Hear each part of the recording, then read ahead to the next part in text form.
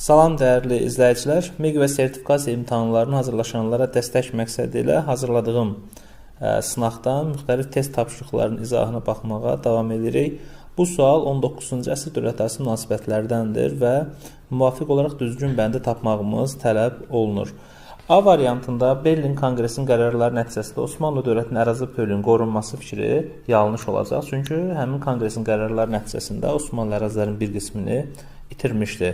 ABŞ-nin Monroe doktrinasını irəli sürərək Cənubi Amerikaya olan iddialarının əl çəkməsi fikri yanlışdır. Çünki Monroe doktrinası 1823-cü ildə James Monroe tərəfindən irəli sürülmüşdü və bu doktrinaya görə Cənubi Amerika, Latın Amerikası ölkələrinə Avropa ölkələri müdaxiləsinə yol verilməməlidir. Yəni nüfuz dairəsi olaraq ABŞ-nin nüfuz dairəsi olaraq tanınması ilə bağlı idi. Ona görə iddiaların əl çəkilməsi fikri yanlışdır.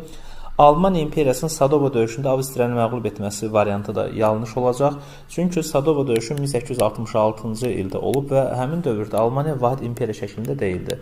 Almaniya imperiyası 1871-ci ildə vahid şəkildə birləşdirilmişdi, Prussiya tərəfindən məğlub edilib. Tsusima dəniz döyüşündə Rus ordusunun Yaponlara məğlub olması bu fakt doğru olsa da 1905-ci ildə olduğu üçün, bu isə 20-ci əsr olduğu üçün, bizim sualımızın şərtində isə 19-cu əsr dövlətlərarası münasibətlərdən bəhs olunduğu üçün D variantı düzgün cavab deyil. Ədirnə müqaviləsinin imzalanması və Osmanlı dövlətinin Rusiya təzminat ödəməsi, bəli, 1829-cu il Ədirnə müqaviləsinin şərtlərindən biri Osmanlı dövlətinin Rusiya təzminat ödəməsi idi.